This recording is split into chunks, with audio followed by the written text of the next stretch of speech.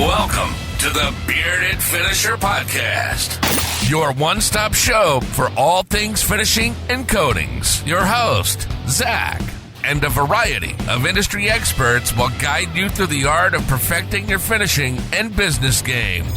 From seasoned pros to fresh faces, get ready for tips, tricks, and trends to elevate your knowledge and business to the next level. What is going on, everybody? Welcome back. We've got an episode this week. We've got, again, Mr. Aaron Moore of Moore's Refinishing. Welcome back, Aaron. What's going on, brother? Hey, what's going on? Thanks for having me back. Man, I am glad to have you back on the episode. You are our first returning guest. Oh, that's awesome. So congratulations. Awesome. And still, like last time, no beard. So I said we fit well on the Bearded Finisher podcast. Yeah, I see you've been growing it out. Yep, cleaned it up this morning because I looked a little ragged. I go, nah, I can't do that. But so I'm glad to be back and be the first repeat on the on, I guess, year 2 of the podcast. Year 2, that's it, man. We're excited to be back for the second year. And that's why this episode I was excited about when I reached out to you. So what we're going to discuss today, and you and I have talked about it, but for our listeners out there, we are going to try to jam pack as much about intro into furniture refinishing into an hour as we can. If we get to the hour mark and we need to look at another episode, we can do that as like a part 2. But really what I want to do is like you and I talked about offline, is help these people, whether it's a side hustle, whether it's grow their business, they're just getting started and they need that knowledge of, equipment, first tools, most important tools, unimportant tools, marketing techniques, where they can find the furniture, where they can find the customers. So I think this is going to be a fun episode to dig into that stuff. That's why I'm here. 21 years in the industry. I have been doing all the social media, Instagram, TikToks, Facebooks, all of those for the last 5 years. Pretty solid. Minimum 1 post a day. Trying to reach all of you who need help with refinishing. You guys have dictated, everything on my platforms, writing of the book, the communities, everything, the coaching. You guys dictated this. You guys told me what you wanted. We figured out how to build it and create it. And I said, now we're here. We're gonna spend at least an hour going through basic refinishing steps and some tips, tricks, and techniques. Yeah, that's awesome, man. So we'll just kick it off with the first section here. Sorry, guys, I'm staring at my phone for the people watching the video.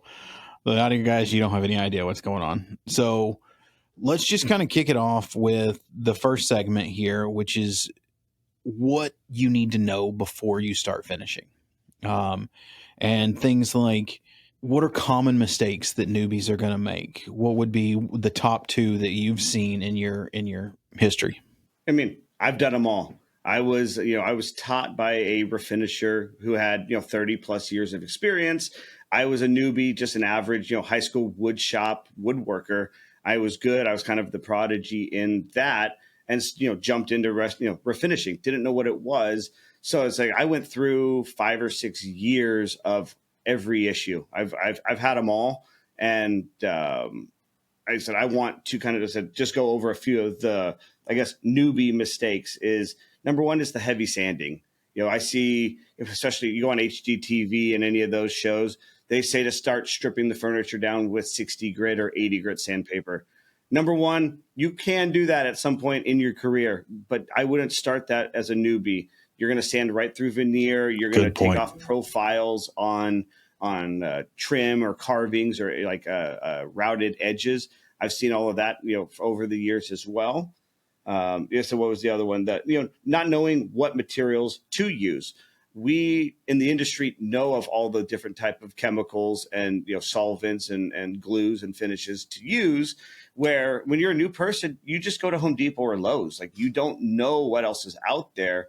Like I said, we prefer, the Mohawk brand for all of our refinishing and touch-ups. Like, nobody knows that. The homeowner doesn't understand what products are out there to make your job a lot easier. And we do. I said, that's why we're here, to help out. So we talk about furniture refinishing. There's different levels of that. Okay. So there's certain stuff that you can, what are some key things that a new person, a beginner into this world can know whether it is going to be, um, if it can be fixed, if it can be like a new clear, if it can be toned, or if it needs to be what we'll call fully refinished. Maybe first we hit on, the term fully refinished. What does that entail versus just cleaning it up? What would that entail? So basically, I mean, here at the shop, I'd say 95% of the furniture we strip down to raw wood. It's the best way to get to the point of you're not going to have any chemical reactions, adhesion issues, anything like that. I like to start from what I say is like virgin wood, brand spanking new, stripped down, it's raw. Then at that point, we could work up from there. In those other, let's say 5% of the time, we can clean up, like restore it, I guess you could call it, instead of fully refinish it. Um, Instances of that, you have to look for, is the finish cracking, which I kind of call alligator skin or crocodile skin. It'll be real rough, textured. If it has that, you really shouldn't go over that. Doesn't mean you can't, but if you spray over with any type of lacquer or any type of finish, it's going to stay. Like that crocodile skin is still going to stay on the surface. And then, on the other hand, if it's loose or peeling, you could put the most amount of coats of lacquer on it, deliver it to a customer, and a week from now, they wipe it off and it peels off a section that was already loose underneath. Your finish was fine, but the substrate, the surface that was on there originally wasn't adhering to the wood anymore and just wiped right off. So that's why I said I've gone through all these issues. I've tried to restore pieces that we shouldn't have, and then it ends up biting me in the butt in the end, where I have to strip it down anyways and start from scratch. So I said, here in the shop, we try to do 95% full restorations. That's what we're known for here. So what if you did, like my thinking is, when I was in and did refinishing, I didn't do a ton of furniture, but my rule of thumb was, if I refinished it the first time I got a piece of furniture, because older furniture, you're not always using the best coatings because you want to be able to redo them over time and you want to be able to fix it if you make a mistake. So when I would refinish something the first time, like you said, strip it down, refinish it, and then from then on, you knew what it was. So if the customer wanted to restore it or refresh it, that's kind of more of the path that you should probably go when you're doing antique furniture. Yeah, and what was the saying that Jamie from Australia said? It was like leaving like a back door or something, Yes. so he could fix it again. Yes, like that podcast was one of my favorites to listen to, and so I said, hey Jamie, what's going on, buddy? But yeah, he said it perfectly. I've never thought about it that way, but we've restored furniture here multiple times. Like we've had somebody, I've been in business now 15 years on my own, and I've now done pieces that I did 10, 12, 13 years ago, because now they want to change the color again. And if you put on some heavy 2K or some polyurethane, it's going to be a bear to come back off, because ultimately somebody's going to want to refinish it again in the future, because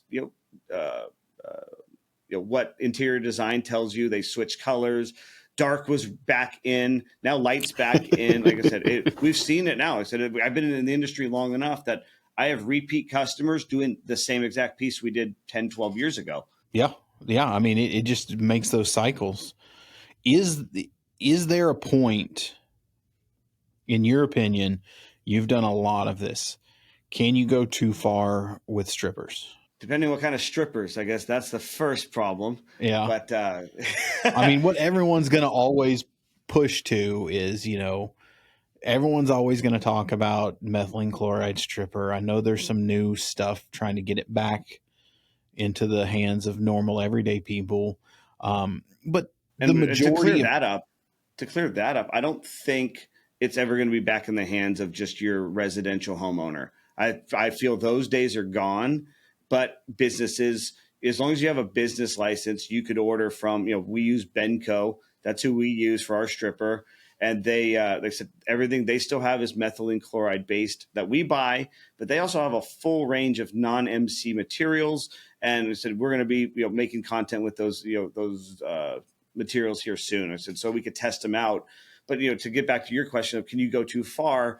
Yes, I guess you could say if you keep stripping and adding more of the chemicals to the surface, you could change the color of the wood a little bit. I've Oh, that's seen that. good advice. Yeah. Yep. Veneer is if you put it on too much or too heavily, or you leave it on too long, which on Instagram or YouTube, I see people leaving stripper on like Citrus Strip or any of the Home Depot based, products. And they'll say, oh, we left that on for 2 or 3 hours with, saran wrap over it. And I'm like, oh my goodness, like our stripper that we use here is 5 minutes maximum on like your average finish that you leave it on and it scrapes right off. A lot of times it'll be 30 seconds to a minute, and you could get that coating off on some of the lighter coatings. But with the stripper, I said veneer, you definitely would want to be careful with. You could overstrip veneer in the sense that it will loosen the contact cement, adhering the veneer to the surface. That was a common issue back in the day. If people are old enough to remember dip tanks, a lot of stuff are still like a lot of powder coaters, metal shops, they still have dip tanks. With wood furniture, it would eat up glue. It stripped it off real quick. But you may have to fully re-glue a chair or a veneer onto a surface because it may lift it up. So you're saying better off would be a better way to go when you're first getting into this if you're going to use the methylene chloride, or even if you're going to use something, it doesn't really matter what the stripper is, but small amounts of time. You don't need to leave it on there, read the directions, but just do it again. If it didn't get it all off, you got a layer off, put another layer of stripper on there, whatever that time frame the manufacturer recommends, and then take it off again. Leaving it on longer isn't necessarily going to solve the problem. It's especially with a thicker coat or some of the people that are stripping off like multiple colors of paint, you're not going to get 5 layers of paint off instantly. It's not very likely. It happens. I mean, I just posted a video the other day on my Instagram with, stripping off a bunch of paint, but using methylene chloride stripper. It took off a good amount in a matter of, 5 to 10 minutes. It took off most of the paint. So I said, little pro tips too, like putting it in the sun, letting the UV hitting against it too. Different times of year, you can or can't do that. Middle of summer, you don't want it sitting in that sun directly. It's just going to dry out the stripper. You just need the heat at that point. But like middle of winter, if it's cool, we're in Southern California, so it's never like you don't know cold. What cool it's never is. freezing. Yeah, it's never freezing. But I mean, if it's 50 degrees for the day, high of 55, we'll be out in the sun stripping furniture direct in the sun. No cover, no easy up. Because that sunlight, that UV light will help strip the furniture. That's a good point. Yeah, using that for your advantage is something that not a lot of people know.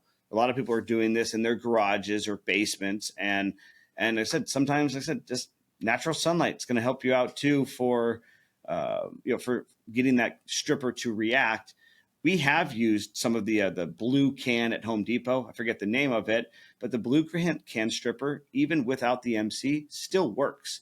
It does take longer. Yeah, the methylene chloride, Jasco or whatever that is. Yes, but non-methylene. Non-MC. There's a Home Depot brand too. That's the blue can, whatever their brand is, like their internal brand. That one works. It does take longer to react. The smell is even more horrendous than anything with MC.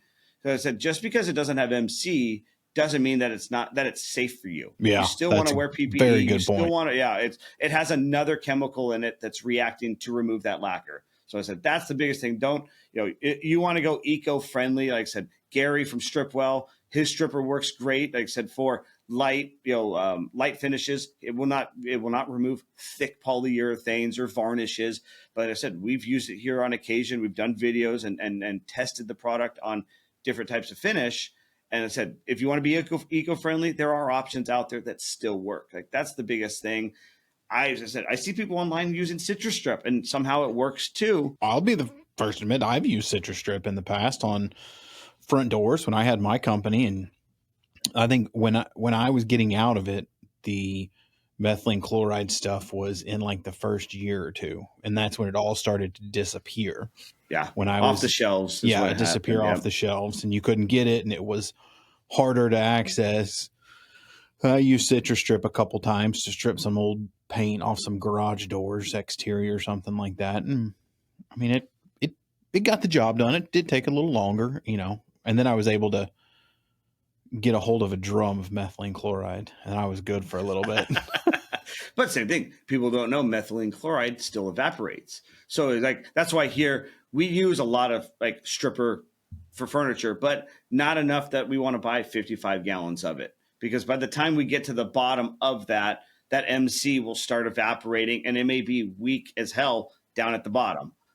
I don't Yeah, even know and it if may we take ended us a up year. using it all. Yeah, I ended up having guys locally, painters, that were like, you couldn't get it at the paint store because they pulled it all off the shelves because they didn't want homeowners to buy it. So I had painters call me, Zach, you got an EMC? I'm like, yeah, come on. You owe me lunch. I'll slide you a gallon.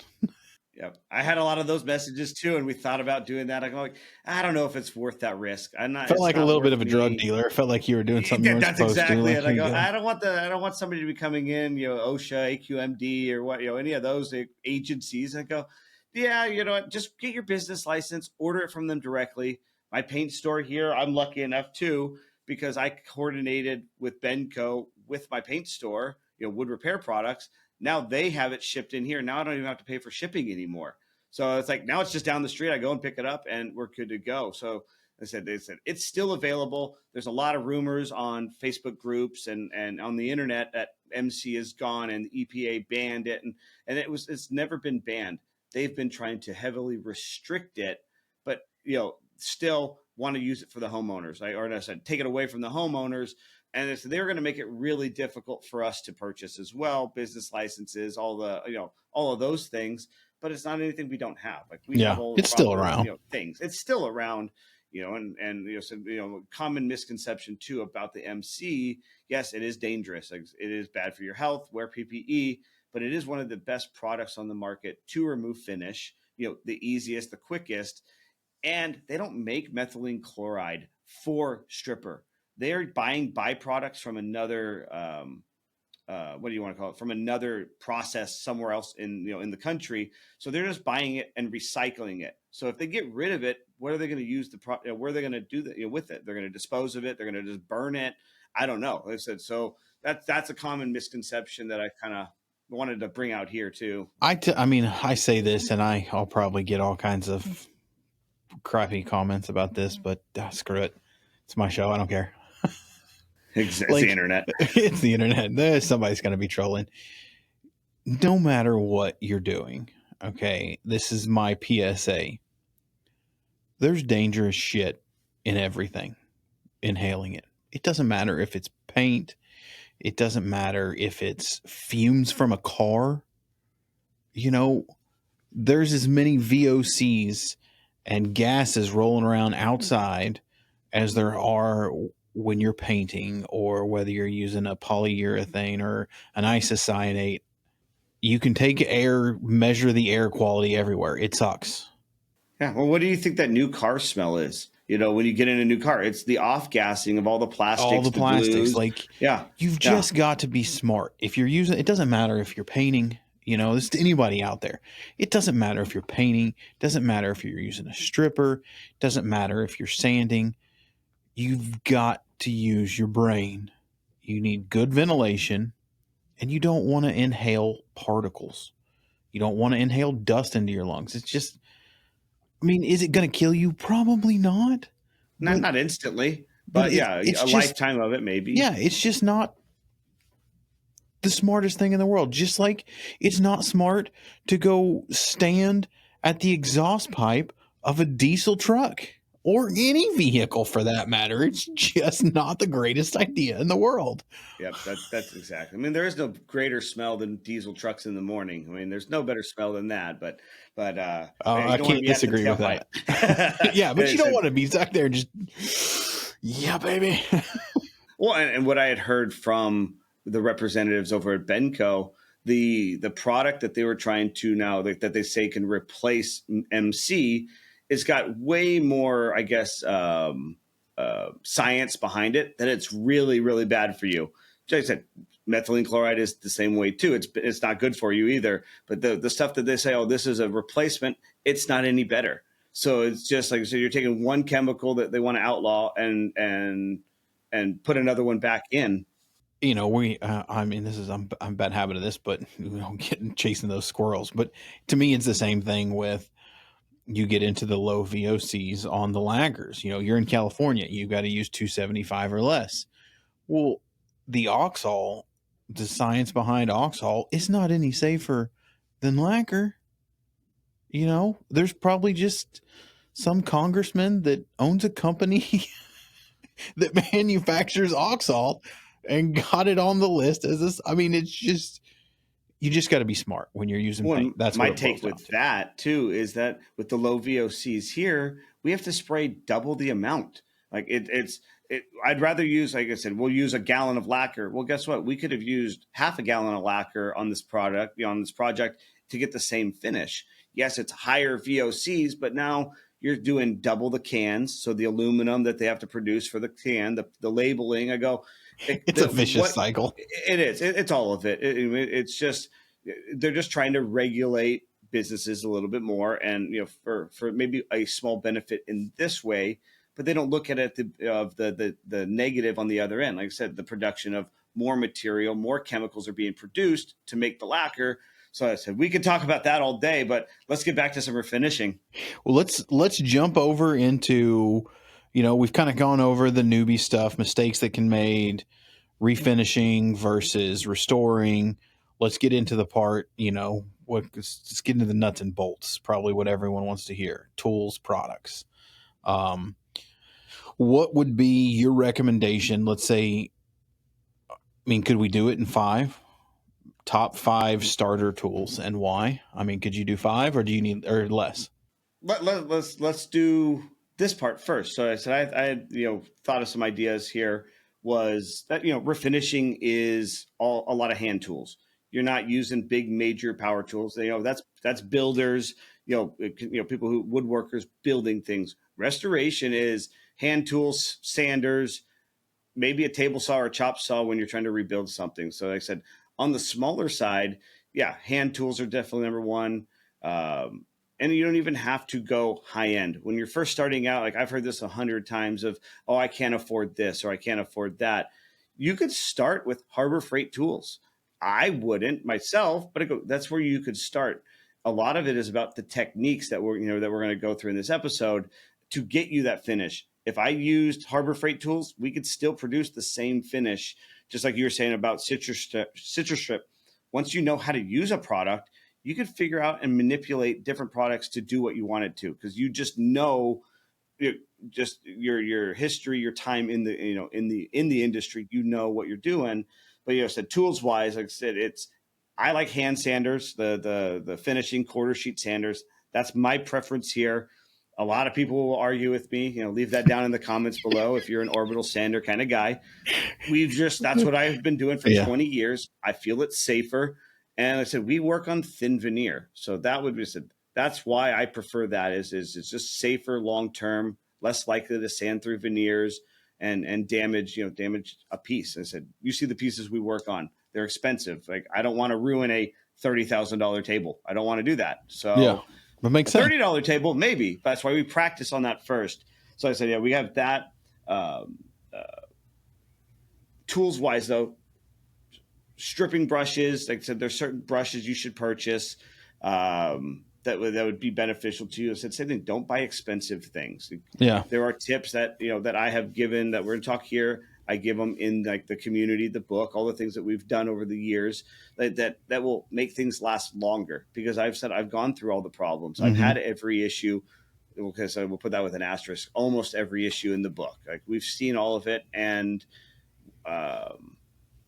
we know what you can get away with. Like I said, hand tools, air compressors. I said that was the other thing. You don't need a massive air compressor. Our shop for a while, like we had our big one go out, had to have the motor rebuilt. It took us a while to put it back in and get set back up. We were operating our refinishing shop on a 27-gallon Husky from Home Depot, air compressor. Yeah. So it's like that 27, 30 gallons operates our full shop, spray booth, sanders, all of the things that we use on a regular basis. Well, so I think the benefit things. of that is in today's world, you can do electric sanders. You don't need pneumatic sanders. You can do electric sprayers for what that's worth. That's exactly you don't necessarily need a compressor. You don't need to to mess with the air if you don't want to. There's just so many options. So, let's go into maybe if you can, like, what are the, as you in your age, because you've got to grow into what you're doing. What are the top 3 tools that you or Ivan in the shop are like, shit, where'd I set that down at, that you're going to use at least once a day? A good set of chisels, definitely number one. Good set of chisels, multiple sizes, a quarter inch to 1 inch. Like, we don't need anything bigger than that. I would say the most invaluable thing, because we know when we lose these, and I buy multiple so we don't run out, are the putty knives that we buy from wood repair products. They're a specialty, just what do you want to call it? They're for like burn in and like touch up applications. It's a curved, flexible knife, and that's how we apply epoxy in the fillers, and we use those to hold down veneer. If we have like a little loose spot, we'll hold it down with this putty knife, because I said keep your hands away from that chemical reaction happening as well. If we're using like a super glue, that would probably be our most invaluable piece, because when they fall in the trash can, they fall on the ground or under a table and we can't find them, we are stressing. We don't know what we're going to do without that tool. I said that would be our number one. The sanders, the quarter sheet sanders, would say that. And then just a gravity feed HVLP spray gun. I buy $200 spray guns. I do not need to buy a $1,000 paint gun. We have a $700 or $800 one, I forget what it costs, that we rarely use. It just sits there looking pretty. We bought it years ago. I never liked the way that it sprayed. And the one that we have right now is 13 years old. I haven't replaced it in 13 years. I bought a backup off of eBay because they stopped producing this model. And then they said my local store gave me a deal to try one out. Another $189 spray gun, sprays wonderfully. Like I said, we spray a lot of our sealer with that. Still, I spray the top coats with the gun that I love. I said that's the one we do. It's just, like I said, but at the time it was $180 as well. Like, you don't need to spend top dollar. Yeah, I mean, that just goes to show you that, furniture refinishing, when it comes to the tool set, you don't need to go spend thousands of dollars on tools. It's just unnecessary. It's hands. Yeah. It's hands and knowledge. Knowledge is, I would say, the most important thing is knowing what to use in those instances where something went wrong. Oh, hey, the glue's not adhering here. Okay, what should we do? Like, those are the things that take a lot of trial and error, a lot of practice, and stuff that we have figured out now over, like I said, over 20 years of doing it. So I know that we were talking, we've been chatting about this episode off and on for a couple of weeks.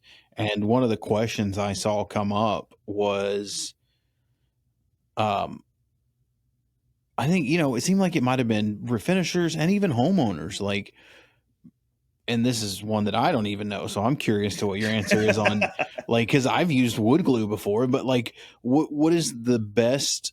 Cause there's tons of wood glue out there. You go to any big box store or hardware store, you'll see 12 different kinds of wood glue, Gorilla Glue, Elmer's wood glue, the fancy wood glue, I call it, with the flat tip on there. But yeah, you got epoxies. Yeah, like, what's the best wood glue or an epoxy for just like a quick DIY repair? Like, what's going to be the go-to tool for you, or you would recommend to someone starting out if they've got to do a small repair of a veneer or anything that's going to require wood glue? Piece of trim popped off. That's a lot of it. It depends. Like, it's my favorite term here. Every project will be a little bit different. Let's just go with a different examples in this way. A chair. So let's just say a dining chair comes in, leg is loose, maybe the dowels are broken. If we could pop that chair leg off, which we do, if the dowels are snapped, we'll take them off, re-drill the dowels, reapply. For this, you want to use just your standard wood glue. For 15 years, 20 years almost now, I had used Type Bond. I used the Type Bond red bottle, great product, loved it. Then out of the woodworks comes this new company called Boss Dog Glue. Nick over there, they said he's the small business owner who created this. He sent me a few bottles, samples. I tried it out. I switched to Boss Dog Glue because of the reasons that His glue, he has multiple colors. So he has a crystal clear, and I mean, it dries crystal clear. So there'll be an instance for that. He has ones that dry in like a light tan, and then he created one that dries like in a walnut brown. So depending on what wood you're working with, you may want to use a different glue. Is beautiful. I genius. said, love that. So I said, we would use that kind of glue, and said, Type Bond's awesome. I'm not dogging on Type Bond. We still have I think half of a gallon still here. We will use it up. Like, we love the stuff. So I said, if you don't have Boss Dog, you don't want to order it online, you could use those. So that kind of glue you'd want to use for breaks, like repairs, stuff that you can disassemble. Loose joints, say, I just posted a video inside my community where we had some teak chairs, and it had the smallest of wiggle to one of the joints on like the seat back. I can't break the chair to put like a Type Bond or a Boss Dog inside. So we use a wood super glue, CA glue, cyanoacrylate, I think it is, something along those lines. Big word. But that will run down and get and saturate into the pores, down into the crack, and backfill anything to basically stop any wiggles. Basically, those light joints like that you want to use super glue for are because those are spots that are going to compound and get worse over time, leading to a snapped chair, maybe a chair back, someone leans in it wrong. The wood is always trying to find its weakest point to snap. So if you take it away using the super glue, that will help out. There's a lot of tips with using that we go over in some videos. I said that would be ideal for that. And to answer your question with the veneer, that just depends. If you have a whole corner lifted up, get a syringe with just your Type Bond or your Boss Dog, get it in there, clamp it down with a piece of wood, and get it nice and flat. Let that dry for a couple hours. Good to go. Now, if it's not lifted up and you have some of these little micro bubbles, you may have to take a small razor blade, cut down, open with the pores. Obviously, always try to cut with the grain, and basically the thin super glue will run down and find any nook and cranny to fill. You clean it, you press it down with that same wood block or that putty knife that I was talking about, activate it with the spray activator, and there you go. You've just fixed a piece of veneer. So I said, everything has its own task. Each glue is there. There's epoxies and other types that we use, but they're rare on rare occasion that we use that type of glue. It's not necessary. Yeah.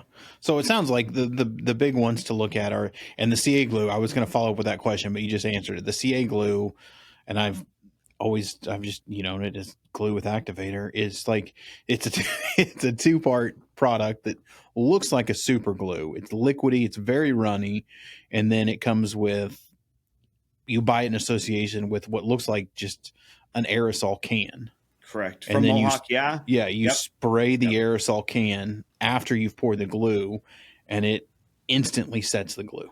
Yeah, within seconds. And then a pro tip there is there is a chemical reaction happening with that. You're going to hear it. You're going to feel it. For one, if your fingers are on it, it'll burn you. And two, you're going to see a white smoke come up. It's kind of funny. You watch any of the CSIs or any of those shows, when they put fingertip things in like that box and it's that smoke, it's the CA. It's the same kind of thing. I looked it up a long time ago because that glue, whatever that fumes is, will adhere to things. Meaning if that gets up in your eyes, you're going to feel it. You're going to tear up and basically burn your eyes slightly. So it's like, so get out of the way. I was saying, like you're saying earlier, everything has a negative to it. Like, yes, it's a great product, but it has chemicals. So you need to know what to do in these situations. Either you don't want to get burned or you don't want to get, like I said, a chemical reaction in your eye or, anywhere else on your skin. Yeah, so that's a good one. We did a video in our, I believe in our free community on school that we showed it. We put it on a black piece of board, like plastic. We poured it on, activated it. You could see the reaction and show you what it does. Because most people don't understand until it happens to them, and then they glue their finger to a piece of wood or any of those fun things. So, dang. Well, yeah, I mean, that's nuts. I mean, for those of you, and I'm going to put it down in the show notes, but Aaron has got a school community, SKOOL, for those of you that aren't familiar with school. It's a website you can log on to, and we'll have the link down in the show notes here that you can go log on. He's got a free side, and then he's got a pay side where you get a little more in-depth knowledge, more videos that dig into all this. So if you are into to me, it doesn't matter. You could be new, you could be a year in, you could be 5 years in. You never know what kind of information you're going to get access to. And he has, like I said, free side and a paid side. Go check it out.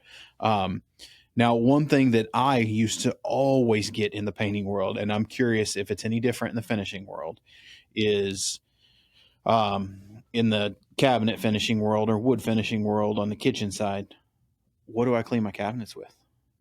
So what are you recommending people clean? Obviously we're going to tell them try not to do anything for, roughly 30 days because you want to get a full cure on whatever it is that you're spraying. But post that 30-day full cure, what's your number one recommendation for cleaning furniture? So it said furniture stuff. We'll go back to it depends. So when we finish a job, we're on a delivery. Everyone looks at us very weird, but we have this bright red bottle that's from Meguiar's called Quick Detailer. I'll tell the story here real quick. That they basically you spray it on a rag, you wipe it off. We spray flat sheen on about 90% of our furniture. So if you start adding oils or polishes, it's going to take your flat sheen and start brightening it up. Which it's what happens over time naturally. As you wipe it off, it starts polishing it. You just don't want it to happen on day one or day two, like when you're delivering it to the customer. So this bottle was what we used in the piano refinishing world before a customer showed up we cleaned the pianos. We used auto body paint. We did high gloss mirror finishes on Steinway pianos, Yamaha. You know the finish. The piano black. Yep, exactly. So that's what I was specialized in early on. That's what we started at the guy who trained me. And they basically, one day we spilled it. We had another jar that we would sell to homeowners called Furniture Cleaner, little 8-ounce bottle. And it was like $16. Like it was like expensive. So when I opened my shop, I go, I don't want to do that. I'm not a salesman to make $4 off of like a cleaner. I go, you could just buy this online, go to AutoZone, whatever it is. But we spilled it. I was going back. We spilled it, same color, same odor, did the same exact job as one another. I go, it may not have been 100% the same product, but it was damn near close enough. And that was 16 years ago that I switched. That's all we use. We show up to a customer's home. We detail it because blankets have a little bit of dust on them from time to time, the lint. We'll do a wipe down on everything, clean up the dust, show the customers, and they're always just like, wow, I never knew that. You could use that on any type of furniture. So you could use that on finished lacquers. We wipe glass off with it if we deliver something with some glass doors. It sounds wipe off some fingerprints. A lot like I used to use a product from Circa over in Italy when I was using their coatings a lot. They sent me some cleaner, and it was like a detailer cleaner. It's a very non-film form building cleaner. It evaporated, but it didn't leave anything greasy. It didn't adjust the sheen. And same as you, like I was like, just send me a case of it. And then anytime I went to a job site, I just took a bottle because we cleaned all the cabinets, and then I just left the bottle. Like, yeah, that's definitely one way to do it too. I had thought about that as well. Yeah, it's like, here's a $4 bottle. Here's where to buy it again. Yeah, so and it wasn't a very big bottle that they made them in over there in Italy, but yeah, it was similar to that. So I mean, that's good to know. That means and if you don't have that, I tell people I would say, don't use anything with harsh chemicals. Don't use any type of home furniture polish. Don't use any type of, ammonia-based cleaners. Just if you don't have something like a furniture cleaner that leaves stuff clean, like my rule of thumb was just get a bucket of warm soapy water and a microfiber towel and just wipe it off. Yeah, you can do that. So it's to just finish that part of the topic off is we tell customers once a year. You probably don't have to do it for about 18 months. The finish is still so fresh, but once a year, just a straight up lemon oil, not lemon polish, not pledge, but just, Old English or Mohawk. That's who we buy. Like they have just lemon oil. It may say lemon oil polish. That's okay. Like you just don't want to get something like pledge or any of those.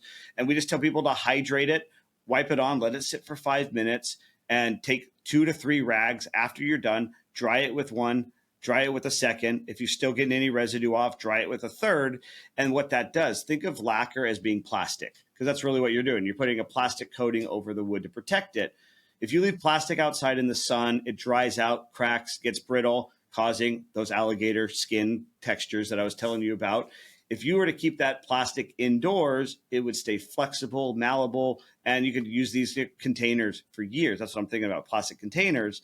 Lacquer is the same way. If you keep it fed and keep it hydrated, that plastic finish wrapping the wood is going to stay flexible, malleable for many more years to come instead of drying out. Because the wood ultimately is still trying to pull in moisture. So it's like a lot of people when they ask this question, they think, oh, are we have to lemon oil it to hydrate the wood? I go, no, you're not even going to get near the wood because we put a good, a protective film over it. So you're not oiling it for the wood's sake. You're oiling it for the coating's sake to keep it as hydrated as possible.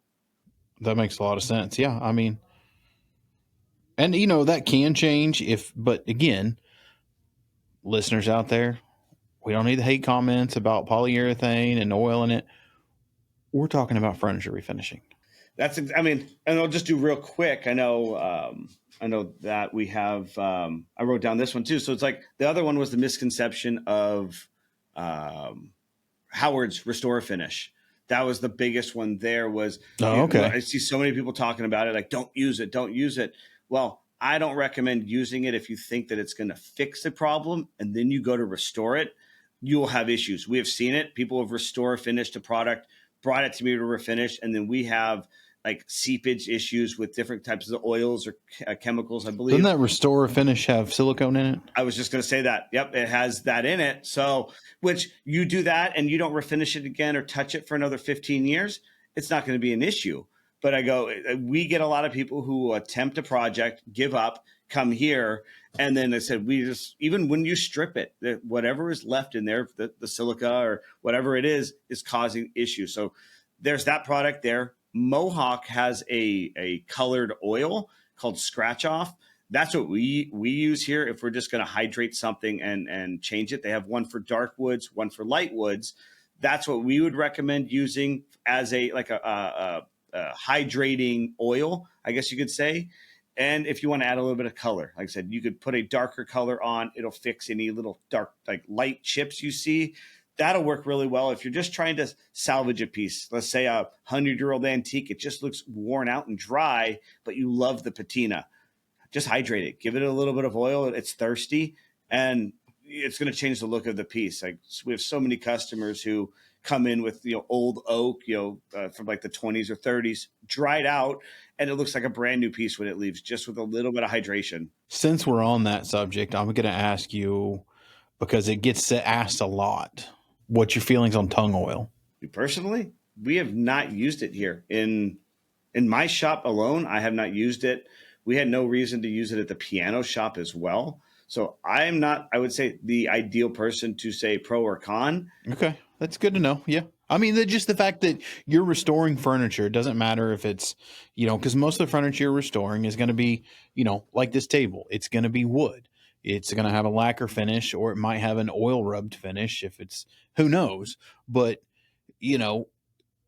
it's good to let the people out there know that are just getting into this, that tung oil isn't the end all be all. You got Aaron of 20 years who's saying he's never used tung oil. Yeah. So it's not that important that you go clean everything or hydrate it with tung oil. There's other options out there. Yeah. And I know that the oils have changed over the years. Like the Danish teak oil is not the same that it was, a handful of years ago. The old Danish oil. There's a lot of guys that still use that. Yeah. Yeah. And it works for them. Which is great. I tell people that with my coaching, my teaching, all of the side of this, online world is this is not the only way to refinish furniture. This is just my way, and it works for me. I come in, day out.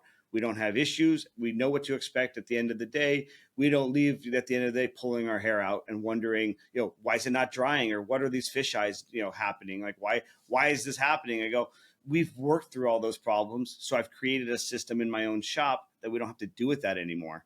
That's a good idea.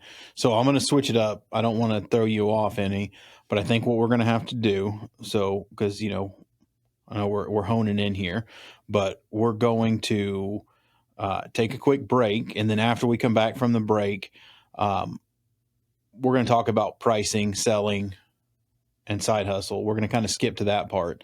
And then I think we're going to do a second session. And in that second session, we get into the repair techniques, matching, staining, how to do some of this stuff, techniques that you've used, because I have a feeling that those two are going to take those two sections between matching finishes and repair techniques and common fixes. You probably got an hour and a half in that one. Oh, easily. Yeah. Definitely. I said, I'm good with that. I always love hopping on the podcast with you. So whenever we want to do that, I'm good. Awesome. Well, let's take a quick break. Let's make sure our drinks are refreshed, and we'll be right back. And when we get back, we're going to jump into the pricing section.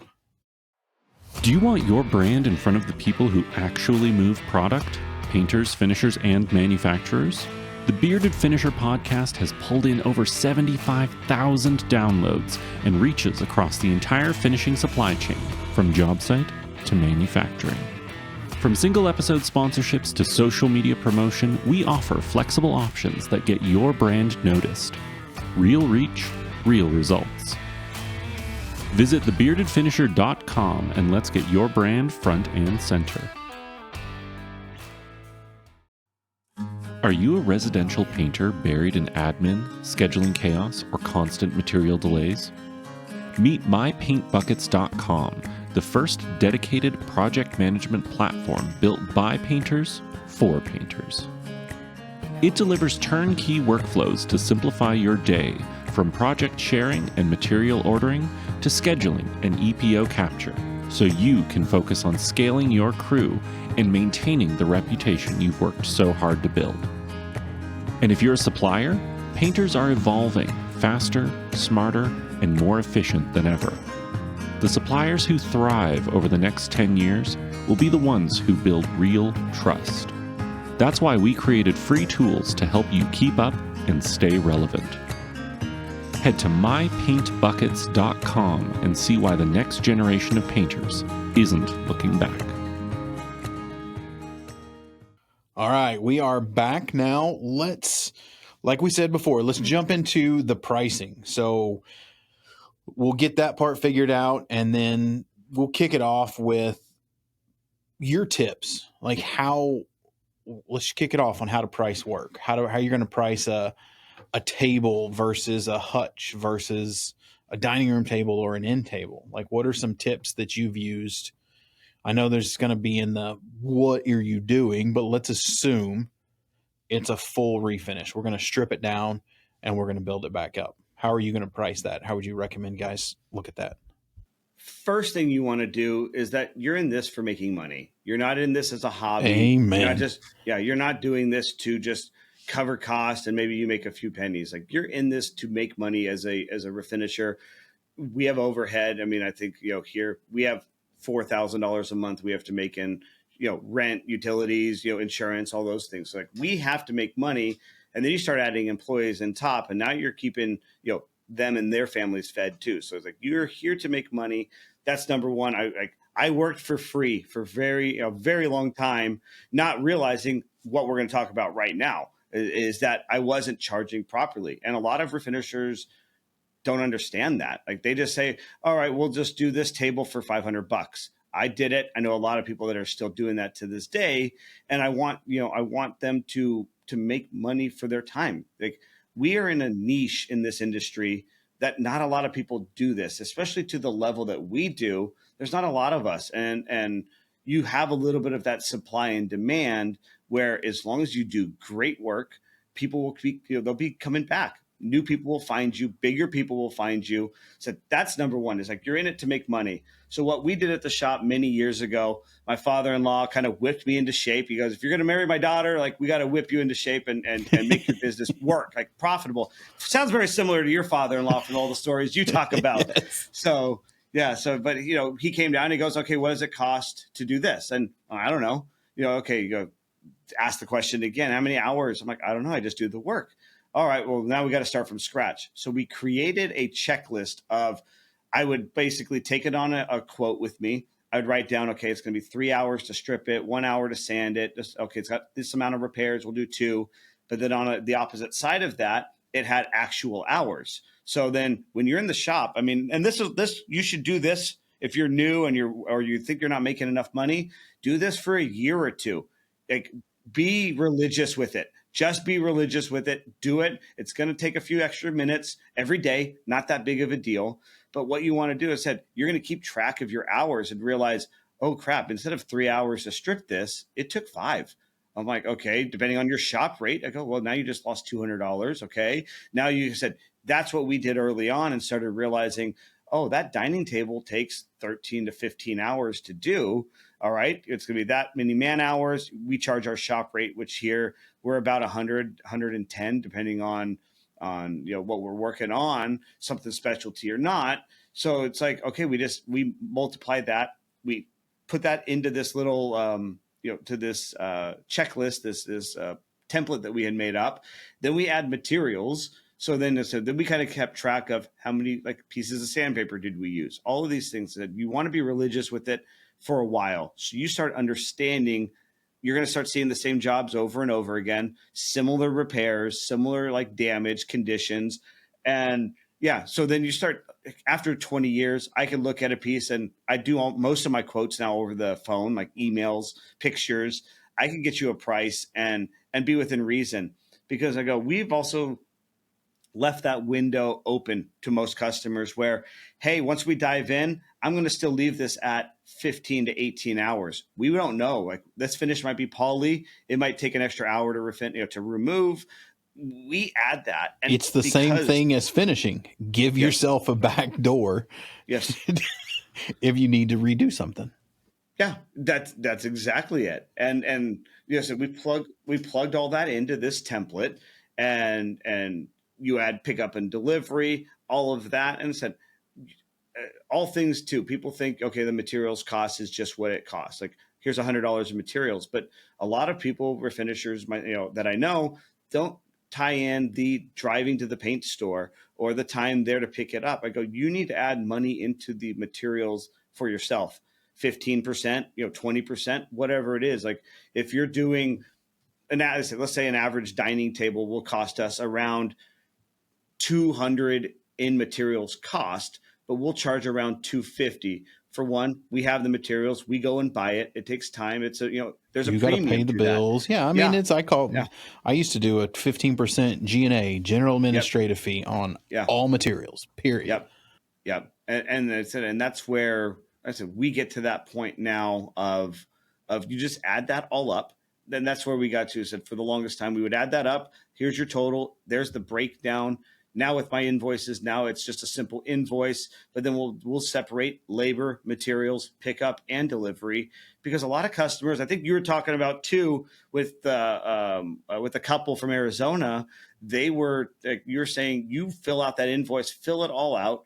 You also do break it down so people see, here's your cost, here's that. Because I go, once we started doing that, people see, instead of seeing a $3,000 refinish and like, oh my God, for this table, like, what's $3,000? Because it's $2,000 in labor. We're about, another $500 for pickup and delivery, $200, just say $200 each direction, and then materials cost. So you're just like, they start seeing the breakdown and realize, okay, we can't change that price, which is materials.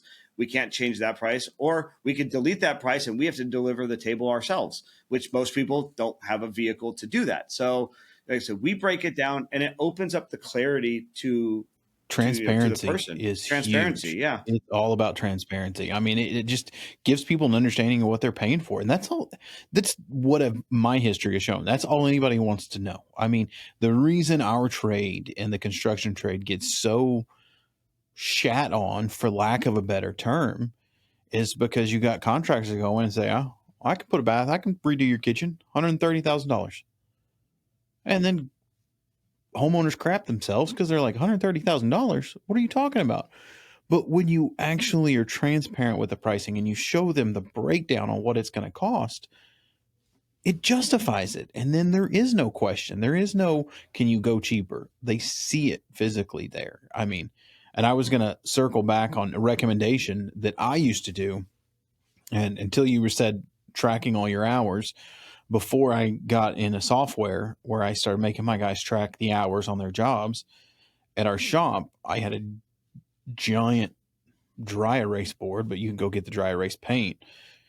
And I just had lines I did electrical tape lines, and every project had a name or an identification, and you'd write every project down on the board, and hash mark was an hour. If you worked on it with an hour, before you went to the next one, you went over there and did a hash mark. And at the end of the project, didn't matter if you had 15 projects in the job, they were all listed on the board. So if you sanded for an hour, and that's usually, you basically rounded everything up to an hour because we don't price in half hours. But you did something on the project, you went over there and gave it a hash mark. Whoever it was, the markers were there. And then at the end, they would have a little form, like you said. They would write down total hours, and then they would turn it in, and we would use that for data. Like Nick Slavic says, there's just nothing better than data to understand your pricing. The more you do bids, actual work, the more you do, the better your pricing model gets. Well, and I was told this by an old timer construction family friend of mine early on. He was like, what are you getting job wise? I go, I'm getting every single job. He goes, all right, so let me tell you this about business. Prices? Like he goes, you're too cheap then if you're getting every single one. I go, huh? I'm like, that's a good thing. He goes, no. Like, now I said, long conversation at that point, but it's like, yeah, you should be getting about 30% of the quotes that you give on average. I agree. And this is where I kind of recommend to most people here today is get on social media. Like I said, we'll talk about that here towards the end, but if you want to justify those prices, the higher pricing, $100, $110 an hour instead of 50 or 60, start putting content up, showing people inside your shop, showing them the work that you do. We don't have an issue finding work anymore. Customers show up, we give them a price, and I would say we probably get around 80% of the jobs that we bid now because they find me on social media. They find the work that we do. And I said, and that now, same thing, it just creates transparency. They get to know you and your work before they even walk in the door. Very weird on our end because they know you personally as well. Like I said, they come in knowing you, but I go, it just creates a trust where now I said, I'm just honest with customers. Hey, this looks like it might be an issue. I don't know what's going to be going on as soon as we strip this. Can we just ballpark this until we dive in? And I'm transparent. I'm an honest person when it comes to all of this type of stuff. The being a good contractor, I like having that reputation and not, like I said, not lying to customers and cheating them. And they said they trust you. Where like, oh shoot, Aaron said that he's never seen this before. Okay, he needs to dive into this before he kind of gives us an accurate pricing. Yeah. Well, and that trust is pre-built because they've watched you on social media. They've seen you in front of the camera. It's a foundation consider it a foundation in the estimating and the sales side. You're creating a bond with that customer before they ever set foot in your store. 100%. You talked about this with Marissa and her husband from Arizona. Like you talked about this a lot on that podcast, and it rang true. It rang true to me on every second of that. I go, yep, that's exactly why we were doing what we're doing. 5 years ago, I didn't know that. That's not what we were doing. We were just trying to put stuff on the internet because I was tired of seeing, girls dancing around in bikinis making money. I'm like, I don't think anyone's going to pay me for that. I go, there may be some people. I mean, I don't think anybody's paying me for dancing around in a bikini. Yeah, if they are, there's somebody who'll pay for that. Like there's something for everybody, but I go, it's just, I didn't know that was going to be what happened 5 years ago. I just started posting and just showing off our work. I was proud of what we did for a living. I never knew what we did here in the shop was that exciting. I loved coming to work every single day, but until I put it on the internet, I thought I was just my own person. I didn't think that anyone else loved what this trade is. I go, I've been doing it 21 years. I absolutely love what I do for a living, but the internet dictated what else I should do to give back to the community, to help others. And like I said, and doing that, I go, we have that template for the checklist, to the estimator checklist. Like I said, I think I have that on my website. Like I said, people could download that, change it around to how they need to best suit them, print copies, and basically start helping themselves out today and not have to figure out how to make this Excel spreadsheet. Yeah. So I know I have that on that there. can be a pain in the butt. And I was going to hit on something that my father-in-law taught me was, for guys that are starting out, or gals, side hustles, starting out, just understand, don't get frustrated, and understand there is a cost to education. If you bid one wrong and you lose money, don't think of it as a failure. You learned what it took on that one and you adjust and move forward. Like, you're not always going to get it right. Like, one thing about this business that I learned pretty quick, and my father-in-law was a big part of that, was you're not going to win on every job. I don't give two flying flips how good you are at estimating. You will not make money on every project. It's just the nature of the business. You're going to win some, you're going to lose some. You want to win more than you lose. That's obvious, but don't think that you have to win on every job, and don't, you want to make money. We're in this to make money. But if you're new and you're trying to generate a following, whether it's on social media or just trying to get business in, it's okay to say, hey, Amy, customer one, I think this is going to take 2 days for me to do.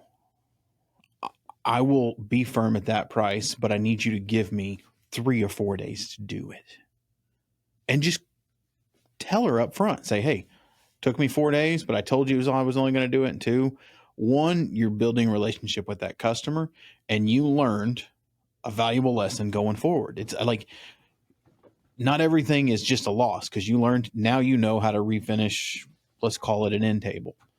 Now you know how to finish a dining room table. Just understand that you don't have to win on every project.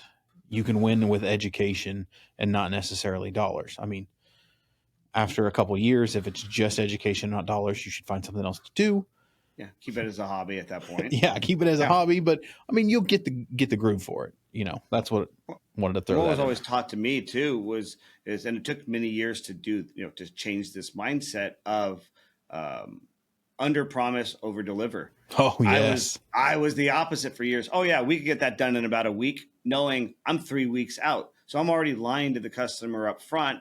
And it said it just was not the place you wanted to be. All you turn into a fireman at that point. You're just putting out fires. Who's calling first? You're gonna put that fire out, but by the time you finish that fire, another one starts. They're calling you, expecting the piece, and it's not a way to live. It's not a way to run a business. It's not fun. You're stressing, not sleeping, thinking about this night and day. Where now we come to work, we get to it's relaxed. We get to hop on podcasts. We get to plan our days out efficiently. So that way we still make enough money. We pay all the bills. We make a little bit of profit, and we do things that we love doing, like growing, filming content. Like it's just it's just one of those things where I want everyone to succeed in this, because I did it. I started with nothing when I started this business. My parents loaned me, I think it was about $10,000 to pay the man that I bought the shop, I think they paid 2 months worth of rent, deposits for, the electricity and the gas company. And that's it. Like, we started with like zero in the bank. We started negative technically. So it was like, we started that, and I was 23 years old. That's my recommendation now, is like, if you are younger, just get started. Do it as a hobby. Start doing it to flip furniture. Do some little things where you start learning. You can even paint stuff. Do it well though. Do it nicely, and that'll just start. There's so many refinishers now that in 2020, when that furniture flipping, painting furniture was a big craze. I 80% of these people, men and the women that are all doing it, eventually they're going to start seeing that's going to die out. It's just a trend. They're going to start restoring furniture to the way like that we do things. And it's like time and time again, I'm like, oh man, that girl's doing that one. That's awesome. Like, that looks great. Like times change. Like, and you just never know where it's going to lead. I mean, look at, Narissa and her husband, Euland, like we were talking about them earlier. They started in furniture flipping, and now they're doing cabinet finishing. Yeah, that's exactly. You just never know where it's going to lead. It could go into building furniture. It could go, I mean, once you develop that passion, then you can turn that passion into a business. But you got to nurture the passion. I think that's what I'm trying to say. Well, what I do with like when I say to a lot of people, just messages or, on like promotions, things along that nature, with the skills that I am, trying to give away here on the communities, like YouTube, all of those things, is you could get into so many different types of businesses. Like you're just saying with Marissa and Euland, is that I don't have to, with these skills, you could be a floor refinisher. You could specialize in staircases. Hey, you only do front doors or garage doors. I got a brand new one just the other day, which I didn't even know was an industry. And this one here solves the problem of solve rich people problems. Like this is the main one. This guy hit me up on Instagram, and he goes on private jets and repairs the high gloss, like the resin shiny mirror finishes inside of private jets. And I go, see, same techniques, same skills. I refinish furniture. We refinish high-end design. We also do grandma's old furniture, like that kind of stuff. I go, there's so many different things that you could do with this. You could be a finisher. You work for a company that does raw wood, cabinets or kitchens. You're just sanding, priming, painting, sanding, staining, finishing. I go, minimal repairs are needed. Like I said, one that I thought about many years ago is, I said, here, I'm giving away free tips for, business ideas, is learn the touch-up skills, the touch-up trade of going in homes, doing repairs. Oh, yeah. There's good money in touch-ups. Yeah. Charge, hey, it's a service call fee of, $150 just to come out. And we charge you, it's $150 an hour to do the repairs. So as long as we're here, and I go, you just go day to day with your little, toolbox, you repair stuff in homes. And I go, you make $800 to $1,000 a day if you get it lined up. I go, you'd be living really, really well. So I had a guy that reminds me of, I see this tip that I have here, knowing when to do the work and when to outsource it. My favorite book, Who Not How. I preach that book as much as I can because I love it. But it's a great advice to, let's say you are a finisher and you have some touch up. You have a guy that does touch up. Like for me, and this kind of full circle goes back around, but it's a big ass squirrel we're going to chase. Was a guy that when I did kitchens, when we were doing a lot of kitchen refinishing, with the utmost passion of anything I can have passion for, is my hatred for installing hinges and door handles and knobs. Yeah. Hinges. Yep. Hate it. More than anything, absolutely despise it. I mean, I would just know. People would get mad at me. I'm like, no, I'm not doing that.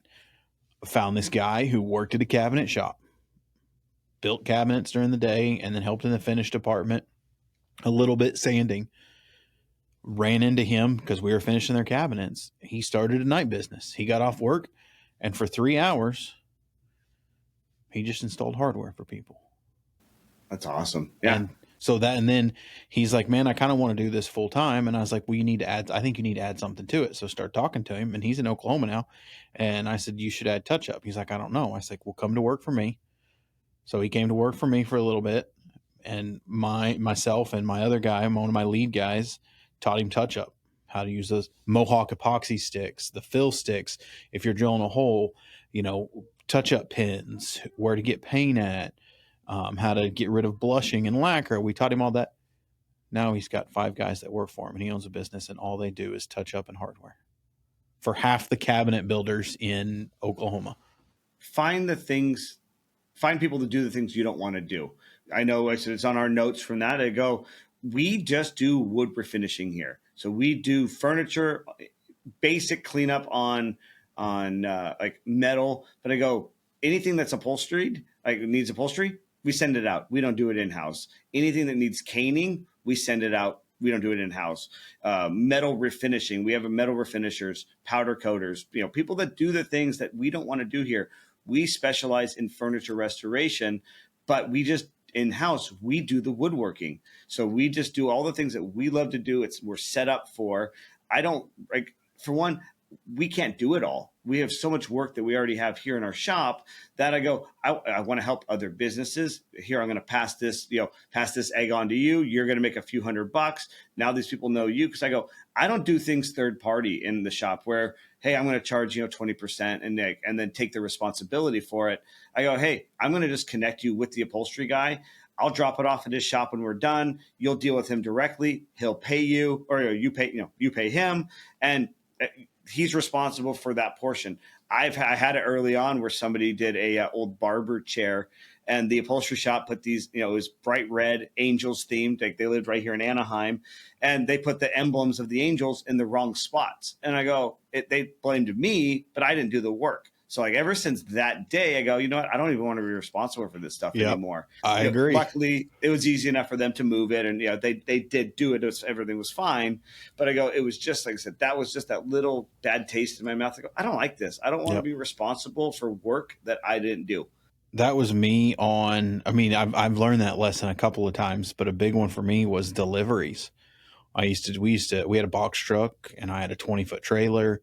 We'd load up the cabinets. We'd do all the stuff. We'd take them. We'd put them in the house.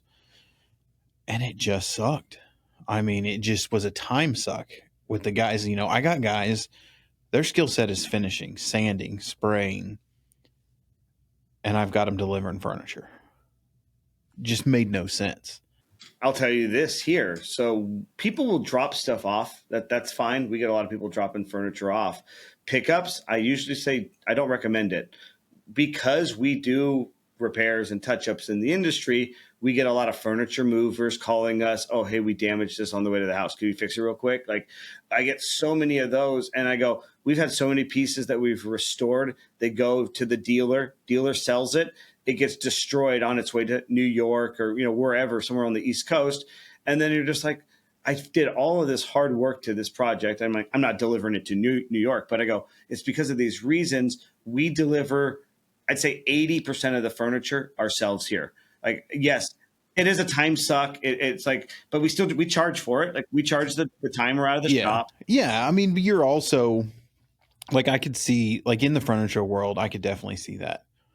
A house full of cabinets, when you're hauling in a fridge cabinet that's 9 foot tall, you're like, no, I'm done. Or those full length pantry cabinets. But I mean, but what we did, same thing. I mean, to that point, we went through a couple that sucked bad. And then we found a furniture company, and these guys would come in, never seen anything like it. I mean, they would bring, 1,000 blankets, and they would just wrap every single box in blankets, and then they would carefully load them on the truck. And same thing. I just said, hey, here's my delivery guy. You call him. He'll come by and look at the cabinets. He'll give you a quote for packing them up and bringing them to the house. He'll carry them upstairs. Same thing with the installer. Here's the installer. His guy knows how to install finished cabinets. I usually spend less than 4 hours doing touch up when he installs. This guy over here, Days. It might be 2 days. And my touch up is, I tell people all the time, I don't include touch up. It's $75 a man hour for however long it takes to do the touch up, because I have no idea what I'm going to walk into. I just no way to even estimate it. Yeah. Well, it's another business idea that we'll give away here is we know it just in the industry that there are not many good furniture movers. Okay, maybe you don't want to get into finishing woodworking, but you want to do something. Maybe you like to drive. You want to see the country. Well, start doing that. Start introducing yourself to dealers or stores that ship furniture, and just don't damage it. Just take luxury care of it like furniture moving. Yeah. And I mean, we've even seen it too, dealing with a lot of these art galleries and fine furniture. We'll have art, like museum moving people, damage furniture. And you're like, they are paying you top dollar to not damage anything, and it still gets damaged. Like, I expect this maybe from a random person on U-Ship or one of those would go, is if we've had, I think in 15 years, I think I've had maybe 2 oopses on delivery. Like, that's it. I mean, we've restored thousands of pieces of furniture, and it's like, and I know one of them really wasn't my fault. The lock came undone on, like, it was an old antique table. or a display cabinet, and we didn't leave it wrapped up. We unwrapped it to carry it up the stairs. The door swung open. It put a dent in it. We fixed it. So I said, that's one of the two that I remember happening over the last 15 years. And people wonder, like, why, how are we able to do this? And other shippers are damaged the furniture. And I go, because we care. Like, we just put 10, 20, 30 hours of work into this piece. I don't want to damage it. Yeah, For one, no I don't kidding. have the time to come back and fix it because we already have jobs lined up back to back to back. So I'm like, that'll just set back a job if we have to repair it, something we damaged. But I go, it's just, that's exactly it. Then you're behind on the next one. I go, it's just, we take care of furniture. And I go, if there was a shipper out there that reached out to many of these people and they don't damage it, they'd be busier than they know what to do with, hiring more trucks. And, even though I said, we see the big company like Plycon, they ship a lot for First Dibs and all these big websites. And I go, we still see damaged furniture coming from them. So I go, it's annoying. I mean, the same thing goes to, when I was in the manufacturing side of coatings, we'd go to these shows every year, IWF, AWFS, and you have to have your product there within a certain period. It has to go to a certain place. Otherwise, it's not in the show. If you need to get your booth to the show, you have certain samples, all that stuff. Your window is this day to this day. It can go to this warehouse, but they're very specific and ridiculously priced. But it's all LTL. It's one pallet, two pallet. So unless you have your own truck, LTL is the most unreliable thing in the world. I mean, we ended up, like, my last couple of years there, I was hauling. I mean, I wasn't hauling, but I'd hire a guy, I had a broker, and he'd find me a guy with a, give me a panel van. He's going to put this one pallet in his truck and he's going to deliver it, pick it up at A, and he's going to drop it off at B. There is no middleman. He's going to wait this window. He knows what his delivery window is. I don't give a shit what the price is, because we've done multiple shows where I need this pallet, 2 pallets to go to Vegas for this show. A week in advance, 2 weeks in advance. We get there. It Where's our needs to pallets? be there. Yeah. Call the broker, find out, oh crap, they actually put our pallets on a truck going to New York. Yeah. Yeah. And then then what do? There's no ramification for that. It's none. It's like lost luggage, like on a plane. Like, it went over here or we forgot it. Well, we can't, like, we'll get it to you eventually, but you're screwed right now. Like, it's just, there is no repercussion. There's no, there's nothing. Oh, that was frustrating beyond. Well, same thing there is, under promise. All right. Hey, we're going to have it there on Thursday. You show up on Tuesday.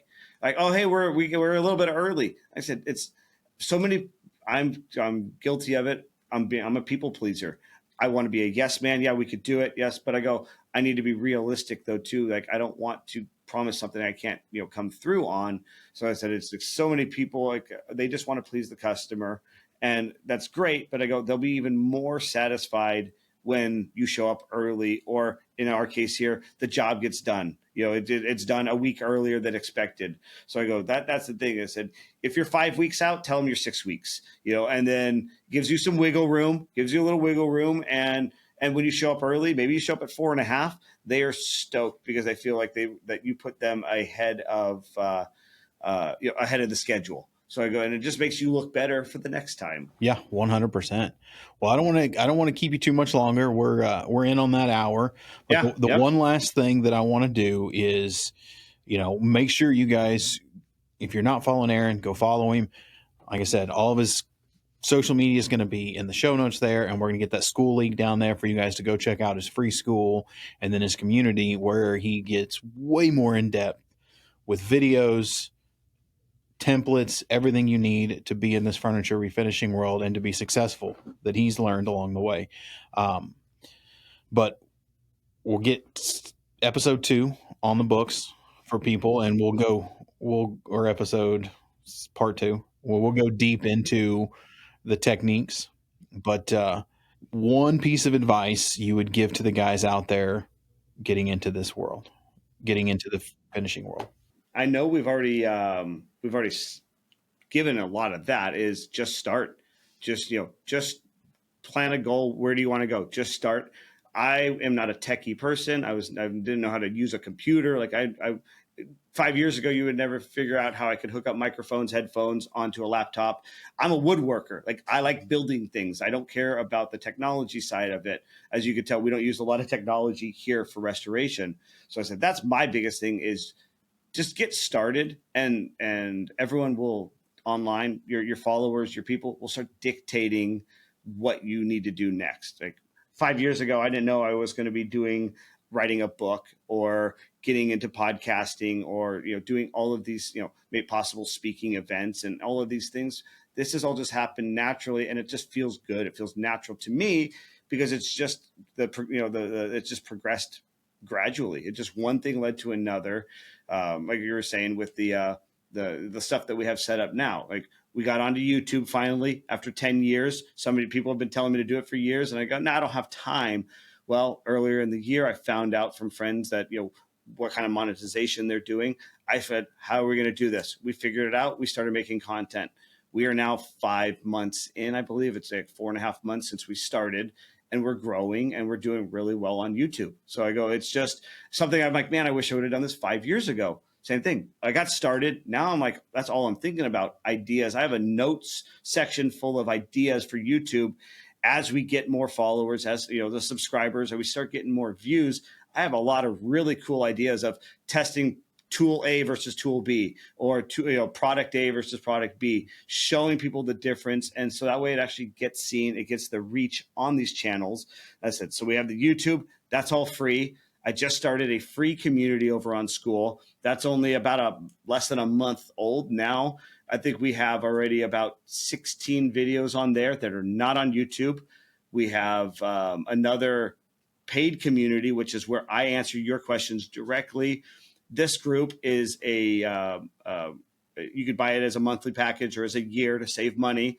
But I just counted it last night, and I have, I think, over 30 videos on that one that are not on YouTube. So I'm doing a lot of tech videos, advanced techniques, showing you how to use the products, and we're just, this is what we want to do long term, is make content for these channels.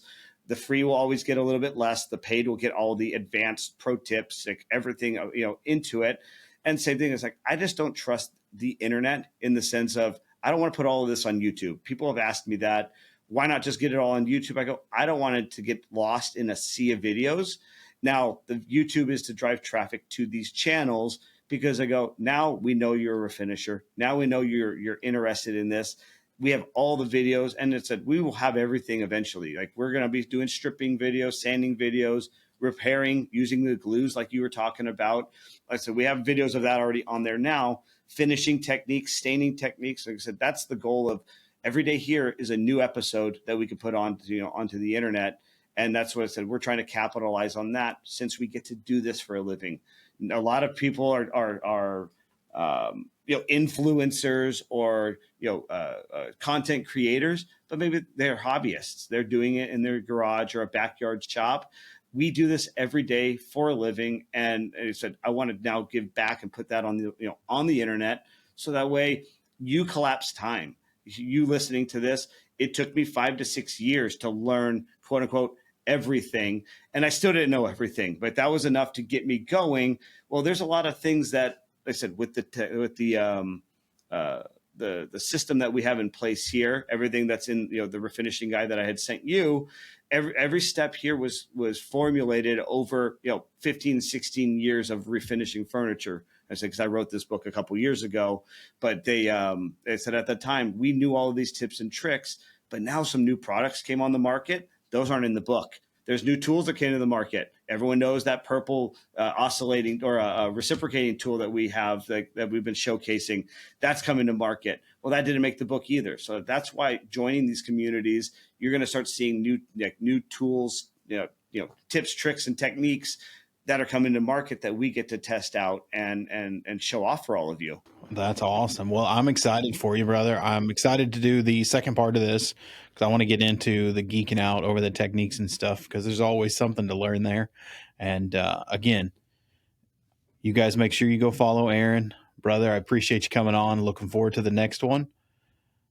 Make sure you guys are follow, like, subscribe, me, the Bearded Finisher, and Aaron. And we'll see you guys next week. And that's a wrap on this episode of the Bearded Finisher Podcast. We thank everyone for joining. Keep hustling, keep learning, and never settle for anything less than your best. Remember, the path to perfection is a journey, not a destination. Until next time.